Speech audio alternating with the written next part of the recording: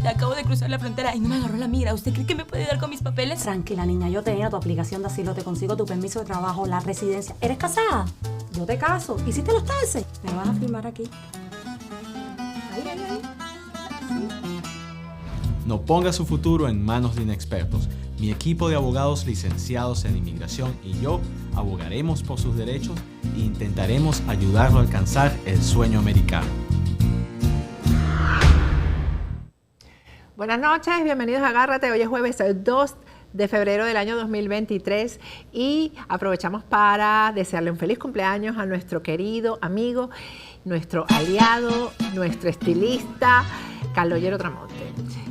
Feliz cumpleaños, Calogero, te queremos muchísimo y esperamos que siempre estemos juntos y aliados, Factores de Poder, junto con tu red. Y si quieres hacer esa cita con Calogero, que es el mejor estilista del sur de la Florida, hazlo a través de su página web, que es turred.com, o a través de su aplicación, que es Turred. Siempre recomiendo la aplicación porque ahí puedes hacerle seguimiento a todos los tratamientos que te hagas con Calogero.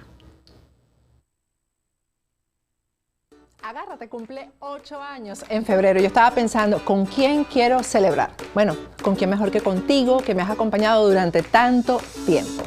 La reconocida artista Dora Gabay, DJ, Musicat y Factores de Poder, nos hemos unido para lograr un momento inolvidable. Ahí vamos a pintar, vamos a brindar y, ¿por qué no?, también vamos a bailar. ¿Cuál es la dinámica? Apenas llegues al estudio, te damos tu delantal. Y, bueno, ahí comenzamos a pintar. Y no te preocupes si nunca en tu vida has pintado, si lo haces malísimo. No, porque ahí va a estar Dora Gabay y otras profesoras que te van a enseñar lo que tienes que hacer. Te vamos a entregar todos los materiales, incluyendo la plantilla, con el motivo alusivo a los 8 años de Agárrate. Y a las 9 en punto de la noche se apaga la luz. Y comienza la atmósfera inmersiva en la que vamos a crear y disfrutar con la mejor música. La celebración es el viernes 10 de febrero. No lo pienses mucho porque los cupos son bien limitados. Y si no vives en Miami, no te preocupes porque todo lo vamos a transmitir en vivo por nuestro canal de YouTube, Factores de Poder. Viernes 10 de febrero a las 8 de la noche. Costo de la entrada, $100. Tu entrada incluye todo el material para pintar y te llevas tu cuadro a casa, refrigerios, música, brindis y mucha diversión.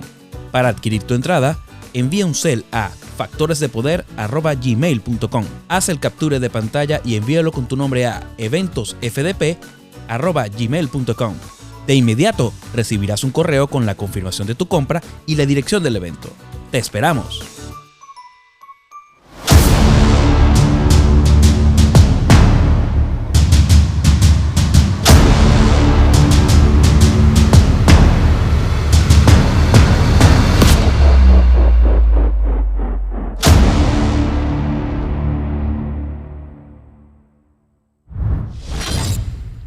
Buenas noches, bienvenidos a Agárrate. Hoy es jueves 2 de febrero del año 2023. Y vamos a comenzar de una vez con el invitado de hoy, porque no quiero perder ni un segundo de tiempo para conversar con él. Se trata del coronel Antonio Guevara. Buenas noches, Antonio, ¿cómo estás? Buenas noches, Patricia. Muchas gracias por la invitación. Antonio, bueno, has estado escribiendo algunos artículos que creo que son bien interesantes y que aclaran el panorama con respecto a lo que ha dicho Mike Pompeo, que fue funcionario de Donald Trump en el momento de más apoyo de Estados Unidos a el gobierno interino, que fue esa parte pues el primer año, porque esos fueron 3 años de gobierno interino, pero además el tiempo en que Mike Pompeo precisamente estuvo en el gobierno. Me pareció súper interesante, no voy a repetir el título, pero lo de que Pompeo no es un cachucha, ¿no? Háblanos de quién es Mike Pompeo. Eso es sumamente importante que la audiencia lo entienda. Bueno, sí, el tema es que a veces se trata aquí, desde que empezó a circular la información de que estaba a la venta el libro, que entre paréntesis se ha convertido en un bestseller por Amazon, en el portal de Amazon, se empezó a atacar en primer lugar al autor. En segundo lugar, el mensaje que iba ahí, que allí lo más importante, en esas 20, no son las 455 páginas que tiene el libro, sino las 28 palabras en las que él dice algo muy puntual en relación a la ayuda humanitaria para Venezuela. Estamos hablando, por eso que yo digo que no es ningún sutano, ningún mensaje, ningún encachuchado, ¿verdad? Sino que es un personaje con un peso específico dentro de la administración pública y la política norteamericana. Estamos hablando de un personaje que en el primer año de la administración Trump fue director de la CIA, y ya ustedes pueden empezar a calibrar quién es el personaje. Después, los siguientes 4 años, los siguientes 3 años de la administración Trump estuvo como jefe del Departamento de Estado norteamericano. Era quien dictaba exactamente las pautas en relación al tema Venezuela y las proporcionalmente pocas páginas en las que se refiere a su libro al tema Venezuela, donde va incluido Nicaragua, Cuba, pero particularmente en relación al tema que nos ocupa, que es el tema Venezuela y la ayuda humanitaria. Estamos diciendo que es un hombre que además en la proyección en el futuro es presidenciable, incluso no ni siquiera a largo plazo, porque probablemente la tendencia indica que es presidenciable para esta justa presidencial del próximo año. Entonces, no estamos hablando de un sutano, de un mengano, de un cualquiera dentro de la política norteamericana. Eso en primer lugar. En segundo lugar, estamos hablando del hombre que le llevaba línea directa del gobierno, desde el gobierno interino hasta el propio presidente Donald Trump en la Casa Blanca. Y fue prácticamente quien le abrió las puertas de la Casa Blanca a Juan Guaidó para ser recibido con todos los honores que allá quisieron honrarle, para darle un peso específico y proyectarlo de cara a que Juan Guaidó fuera el que encabezara el cambio político en Venezuela en el corto plazo.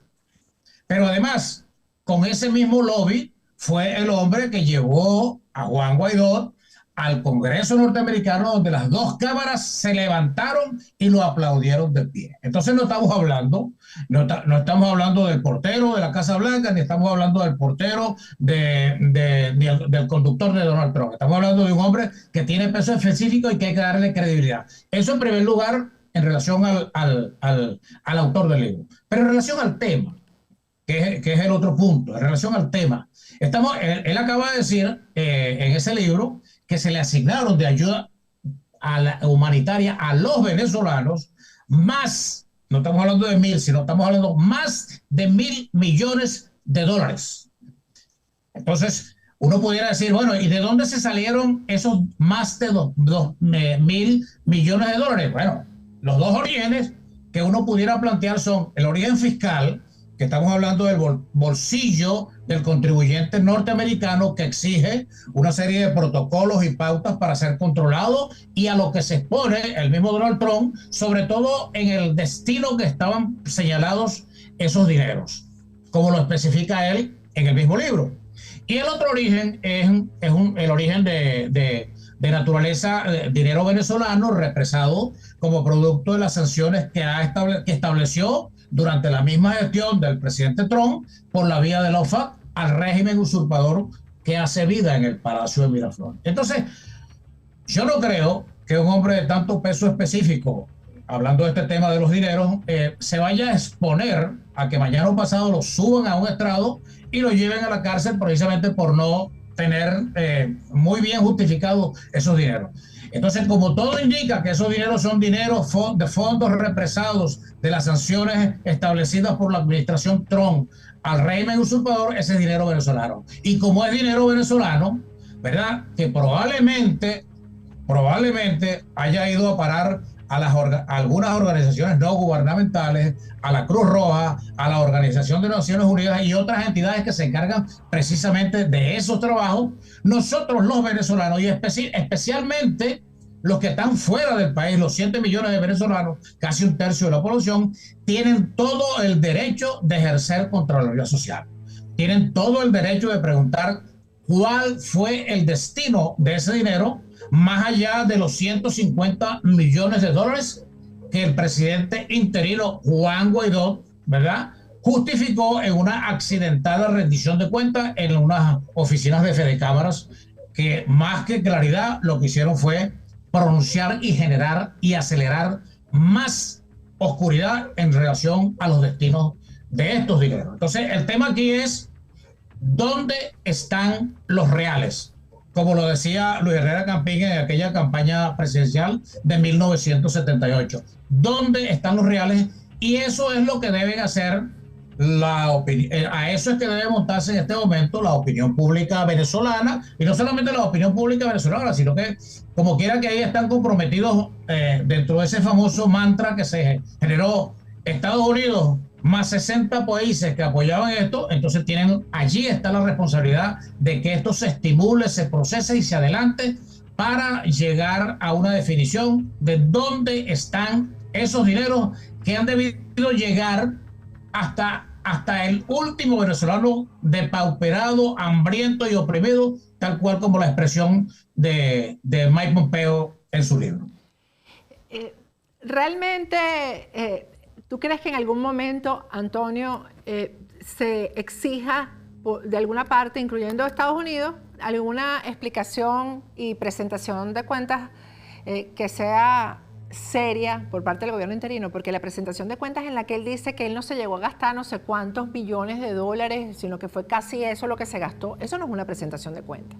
No, porque ahí no hay, en primer lugar, no hay ningún tipo de soporte. En segundo lugar, no hay ningún tipo de auditoría. En tercer lugar, no hay ningún tipo de ejercicio de Contraloría Social, que es la que uno como opinador está haciendo en este momento, como tú estás haciendo, porque tú también lo has planteado en varias oportunidades, y como lo deben hacer todos los venezolanos, porque mira, precisamente por no ejercer Contraloría Social venezolano, porque son dineros míos, tuyos, de todos los venezolanos, se asignaron precisamente para paliar la grave crisis humanitaria que están viviendo los venezolanos en este momento. Y es lamentable que esos dineros hayan agarrado unos torcidos caminos, que todo el mundo sabe cuáles son esos torcidos caminos y cuál es el destino de esos torcidos caminos y accidentados.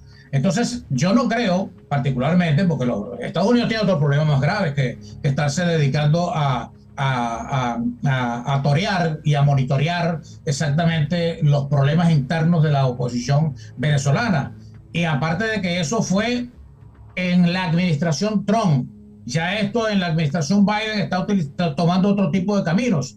Y entonces la importancia de lo que está ocurriendo en Venezuela ha agarrado otro nivel distinto al que tenía en aquella oportunidad.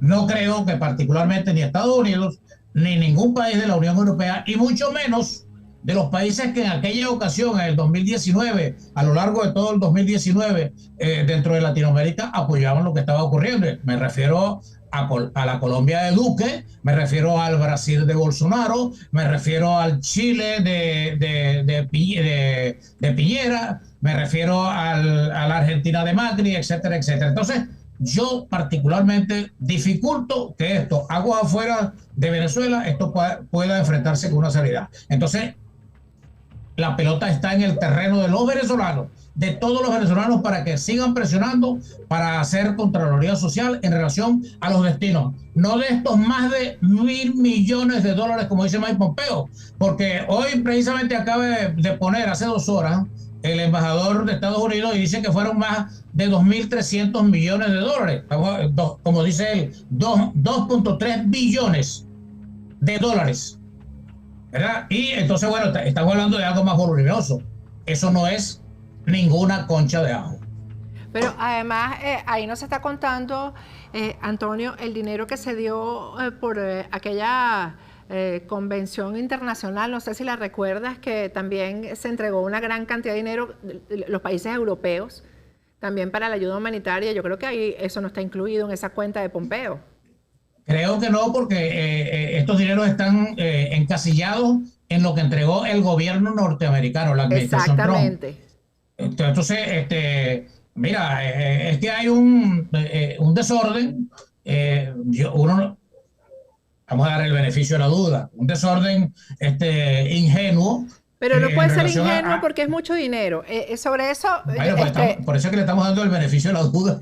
Porque fíjate, Antonio, ¿cómo colocaron tanto dinero? ¿Cómo se lo repartieron también, no? Porque ese dinero no está solamente en las manos de una persona. Porque vamos a decir, por ejemplo, la cara del gobierno interino Guaidó. Guaidó no puede tener todo ese dinero, porque si no, ese escándalo hubiera estallado hace rato. Claro. Se lo repartieron entre ellos, ¿no?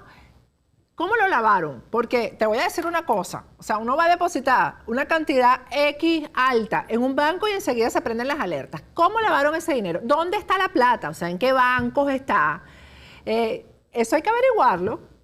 Bueno, yo allí siento que debería hacerse una investigación de las organizaciones no gubernamentales de origen venezolano o en cualquier parte del mundo que se activaron a partir del 2019 con el objetivo de administrar y gerenciar ayudas humanitarias para el país. Entonces ahí está la clave. Porque además eso es una caja negra, es una caja negra, Antonio, no se sabe los nombres de esas fulanas ONG. Es una caja negra. Bueno, porque es que ahí es donde yo voy. Ahora, si aplicamos los criterios que se están queriendo aplicar en relación a algunas vanguardias por allí de gente que quiere enterrar este asunto y lavarle la cara al gobierno interino, bueno, con esos mismos criterios que se están justificando lo que ocurrió aquí, se le puede también lavar la cara a Nicolás Maduro y al régimen usurpador, de que Nicolás Maduro no manejó ningún real en estos momentos en donde se dice que los mayores índices de corrupción en el país están por encima de los históricos a nivel mundial. Entonces, aquí esto tiene un nombre y un apellido. Esto tiene un nombre y un apellido más allá de que en el libro no se dice que se le entregaron al gobierno interino los más de $1.000 millones, porque el interlocutor entre el gobierno norteamericano, la administración del presidente Donald Trump y el gobierno interino era Juan Guaidó. Entonces eso tiene un nombre y un apellido del responsable de eso. Es decir, que en ninguna parte del libro se le entregó a eso, a Juan Guaidó, es precisamente ¿cómo se llama? Un insulto a cualquier tipo de inteligencia básica. No hay que hacer ningún tipo de maroma neuronal para decir que, bueno, si mi interlocutor válido, a quien yo reconocía como presidente de la República, era al jefe del gobierno interino, entonces todo lo que ocurría con dineros que ingresaban al país por cualquier concepto eran a través de la autorización, la vía, el conocimiento del presidente del gobierno interino. Entonces el responsable directo por los momentos es el presidente del gobierno interino. Eso tiene nombre y apellido. Y es el que tiene la responsabilidad de hecho. Muy apresuradamente él hizo una rendición ahí chucuta de $150 millones. Y que es un saldo bien significativo cuando estábamos hablando de los $1.000 millones, de $850 millones. Eso no es ninguna concha de ajo. Entonces, por los momentos, ahora, este es el momento de la Contraloría Social, de la opinión pública. Pero ¿cómo se ejerce esa Contraloría en este caso? Bueno, ahí es donde precisamente el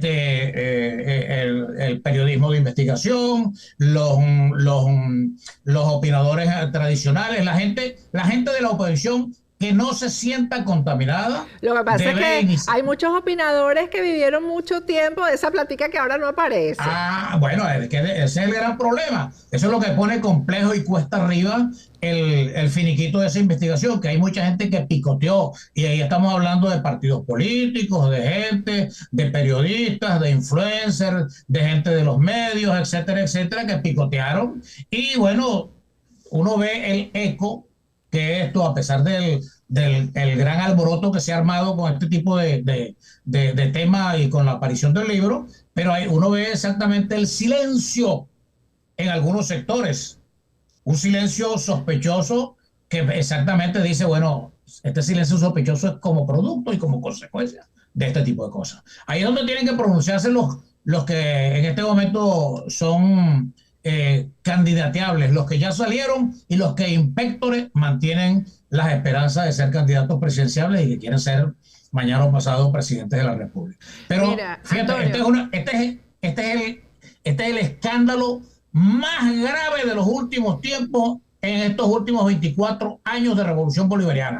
Pero además, Patricia, esta es la segunda oportunidad, o sea, estamos hablando de que segunda oportunidad contando la del 11 de abril, en donde se pierde de manera miserable la gran oportunidad, estoy hablando del gobierno interino, los 3 años de gobierno interino, la manera de lograr un cambio político en un corto o mediano plazo. Yo lo dije en un programa anterior, esto es un 11 de abril. Esto es un 11 de abril, es exactamente igual. Y la gente como que no ha caído en cuenta, no le ha caído la locha de la gran oportunidad que se tuvo, porque además, oportunidad estructurada, porque déjame decirte que así Diosdado diga lo que diga, yo recuerdo que el 11 de abril del 2002 Estados Unidos no estaba muy de acuerdo con lo que se iba a hacer. Porque yo puedo contar eso ahora. Yo recuerdo que fuimos a una reunión en donde estaba el embajador de entonces, el embajador de Estados Unidos en Venezuela, una reunión con los dueños de los medios. Y era el bloque de prensa. Y yo recuerdo algo que dijo el embajador, así como que, bueno, pero un golpe de Estado, nosotros no estaríamos de acuerdo con un golpe de Estado. Y yo recuerdo que yo le contesté, usted tiene que estar de acuerdo con lo que está en la Constitución. Y en la Constitución está el 350 y usted tiene que estar de acuerdo con eso, porque usted es el embajador de un país extranjero. Así mismo le dije yo en esa reunión. Ellos no estaban de acuerdo hasta que, bueno, vieron que la cosa podía funcionar y después no funcionó. Pero en esto, Estados Unidos estaba 100% ahí. De frente. Es que ese es un excelente ejemplo en relación a la posición de la embajada norteamericana. El 11 de abril la embajada norteamericana estuvo cauta, reservada, allí esperando a ver cómo se desarrollaban los acontecimientos, esperando que los acontecimientos escalaran y se desenlazaran. Bueno, ocurrió lo que ocurrió, ellos recogieron sus bártulos y asumieron una posición neutra, vamos a decir así. Pues. Ahora, en este momento no, en este momento estuvieron de frente, reconocieron al gobierno interino, le organizaron una gira a través de todo el mundo, lo recibieron en la Casa Blanca, lo recibieron en el Congreso de los Estados Unidos, le dieron toda luz verde para que hiciera lo que tenía que hacer y no lo hizo. Antonio, en la reunión de México, y esto lo reclaman Diosdado, lo reclama Jorge Rodríguez, el bobo hijo de Maduro, que tan bobo no es, se demostró en un programa que hicimos esta semana sobre el oro. Ellos están reclamando los $3.000 millones que ofreció la oposición, como que si eso fuera una chequera que tiene la oposición para firmarla, tú sabes, a nombre del régimen de Nicolás Maduro. Pero resulta que quien iba a estar encargado de entregar el dinero y de administrarlo era la ONU, que precisamente ha sido uno de los organismos que se encargó de entregar dinero a esas ONG. La información que yo manejo es que la ONU le está diciendo a la oposición, bueno, pero ya va, 3.000 millones están entre el dinero que se les ha entregado a ustedes y ustedes no han explicado en qué lo invirtieron, en qué lo gastaron, entonces de ahí tienen que salir los 3.000 millones. Por eso es que no han entregado los 3.000 millones. Y por eso es que Diosdado y todos los voceros del régimen están cobrándole a la oposición. Claro, es que ese es un dinero que ya se gastó y ya se agarró camino por las cloacas. O sea, ese es un dinero que no va a aparecer. Que no va a aparecer. Por eso es que la gran pregunta en este momento, como aparece en la lámina, es ¿dónde están los reales? Y cuando hablamos de dónde están los reales, no estamos hablando del dinero físico, estamos hablando de la sindicación, de las responsabilidades dentro de los mismos sectores de la oposición, de quienes tuvieron la responsabilidad de administrar esos dineros a través de las ONG, por vía de la ONU, por vía de la Cruz Roja, por vía de cualquier organización o entidad que tenía responsabilidad por esos dineros. Ahora, ninguno de esos dineros en esos destinos donde está señalado allí, llegaron allí sin conocimiento, sin información, sin aprobación y sin decisión del gobierno interino. Es así, pero bueno, hasta ahora han podido lavarse las manos. Mira, Antonio, es que no ha sido el único, no ha sido Mike Pompeo el que ha hablado, ¿no? Mauricio Claver Carón, que también fue funcionario, habló específicamente del caso de Leopoldo López, dijo, el 30 de abril provocó reforzamiento de Maduro. Dijo que por qué el expresidente no pudo sacar a Maduro. Culpa en gran parte a la oposición venezolana.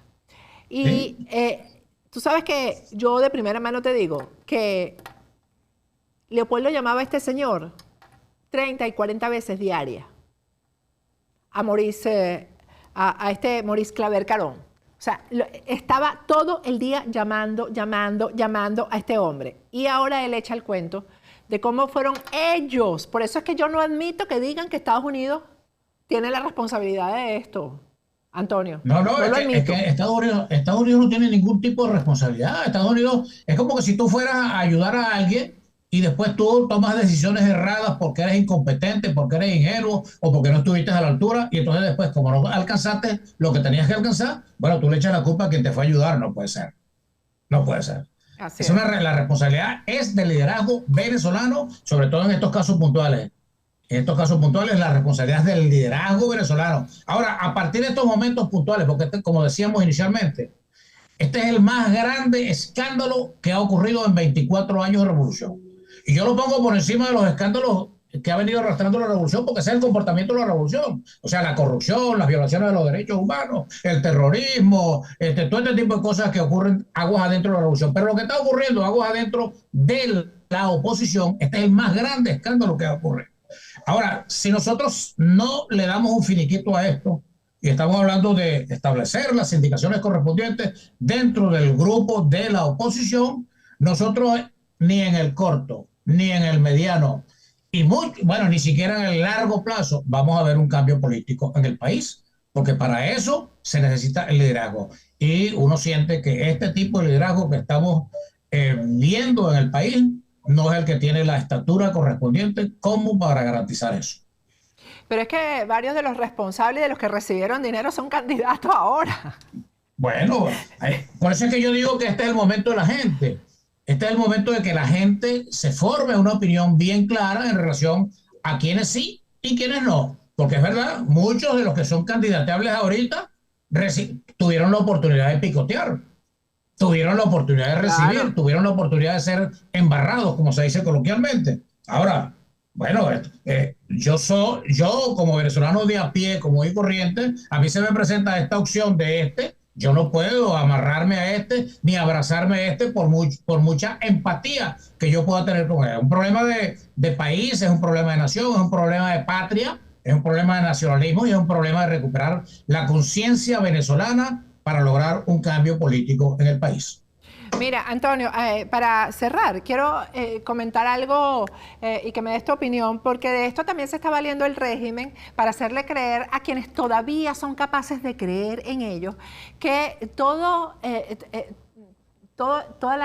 la crisis económica en Venezuela que después tiene a la gente en la calle protestando, a los maestros, a los trabajadores petroleros, todo es responsabilidad de las sanciones y de lo que se robó el gobierno interino, porque yo sí hablo claro, se lo robaron. Hoy, el descaro más grande, vamos a ver el Twitter publicado el día de hoy, que Maduro inauguró el estadio para 70,000 personas, el estadio de La Rinconada. Es un estadio de béisbol, no es ni siquiera multifuncional, no sirve sino para jugar béisbol.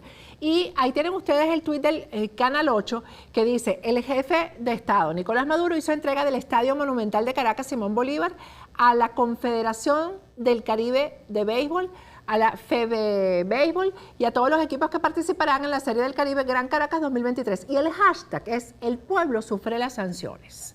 Bueno, Antonio, qué descaro tan grande. ¿Cuánto costó este estadio? Que es para 70,000 personas, nunca lo van a llenar.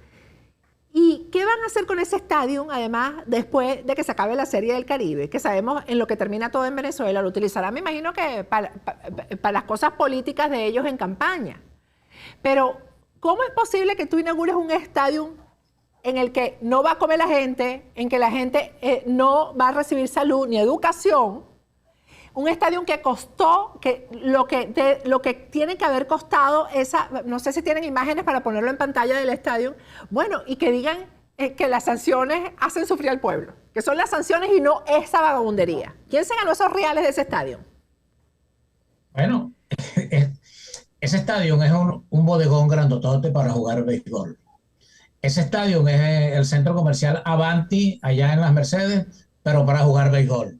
O sea, el proceso de normalización del país, en el cual desafortunadamente a veces los venezolanos, un grupo de venezolanos sectorizados en algunos sitios en particular, compran la idea porque dicen, bueno, tenemos que vivir. Pero precisamente ese es una gran bombona de oxígeno en términos de la permanencia en el poder para el régimen. porque está bien, el régimen lo que está es precisamente vendiendo una imagen, ni siquiera aguas adentro de Venezuela, sino hacia afuera, en el sentido de que los venezolanos estamos normales, porque estamos organizando una serie del Caribe, estamos haciendo unos grandes campeonatos de béisbol, estamos inaugurando un estadio que de repente no se compadece exactamente con las necesidades del pueblo venezolano que está viviendo en este momento, y bueno, forma parte precisamente de ese proceso, pues, un proceso exactamente de vender la idea de normalización en Venezuela, una idea que es completamente contrapuesta a la realidad.